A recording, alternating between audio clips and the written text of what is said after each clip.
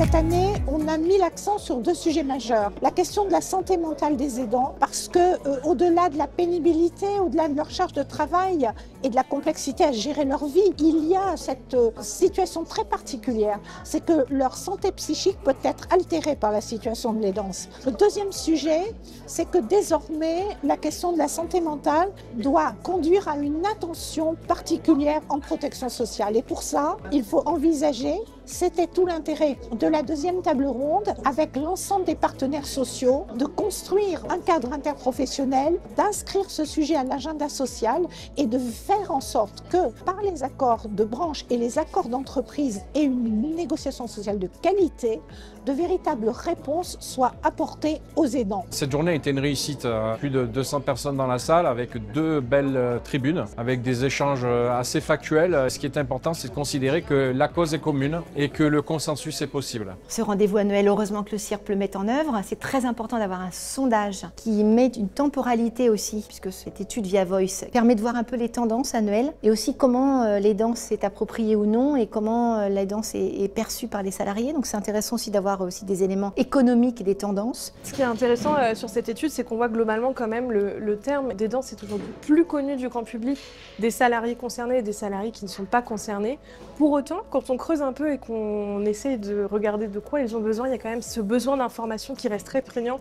On a plus d'un salarié aidant sur deux qui nous dit n'être pas suffisamment informé sur le sujet, alors même qu'il est directement concerné. Donc je pense que ça, c'est l'un des grands enseignements de cette étude, c'est cette idée qu'il y a encore beaucoup de travail de pédagogie à faire de la part des entreprises. C'est un sujet qui doit être demain traité au même niveau que la retraite, que les problématiques de la formation ou de la rémunération. Et donc c'est une journée importante de refaire passer des messages, de voir comment on peut avancer collectivement ensemble pour pouvoir amener des solutions concrètes. Alors nous, démocratie sociale, c'est à travers d'accords, peut-être interprofessionnels, leur faire le point de la situation et sortir un petit peu de la clandestinité tous ces salariés aidants et même non salariés parce qu'ils sont plus de 11 millions aujourd'hui. On voit bien que cette situation, même si de plus en plus d'aidants ont conscience qu'ils sont aidants, que ça commence un petit peu à rentrer dans la culture de l'entreprise à travers un nombre d'accords, par exemple négociés au sein des entreprises ou des branches qui augmentent. On voit bien qu'il y a encore beaucoup de travail sur les bonnes solutions. Je parlais de vraies fausses bonnes solutions avec le télétravail.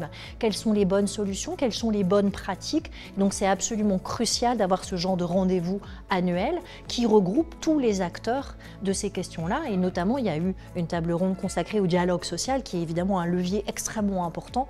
Il est évident qu'il faut qu'on progresse sur tout un ensemble de dispositions, de paniers de services, de formules d'aménagement de temps de travail, de prise en charge pour que, surtout, on lutte contre la désinsertion professionnelle et qu'on assure aussi la santé mentale des aidants. Et en fait, on voit la complexité du sujet parce que, très clairement, il n'y a pas une situation d'aidance type, il y a plusieurs situations selon qui on aide, selon la durée de l'aide. Et il faut que donc, au niveau de la branche, au niveau des organismes, au niveau de l'entreprise, on prenne bien ce sujet et on apporte aux salariés des solutions qui fassent que tout le monde soit gagnant-gagnant. Le travail ne doit pas être un problème, il doit être une solution. Et je pense que le risque de la désinsertion professionnelle, l'isolement des aidants est largement aussi catastrophique que le fait effectivement d'être en emploi et de devoir concilier des situations parfois intenables. D'où l'importance de trouver ces réponses et ces nouveaux objets de la négociation sociale. Le CIRP, c'est le coordinateur de ce qui se fait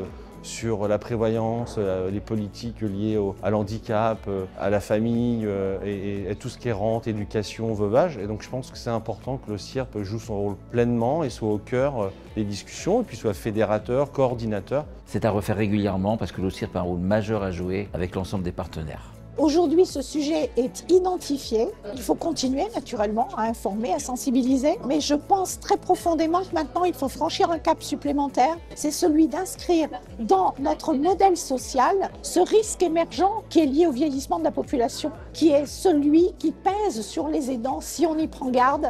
Et donc, il faut s'équiper maintenant. Il faut outiller notre système de protection sociale sur ce plan. Et j'oserais dire, c'est maintenant.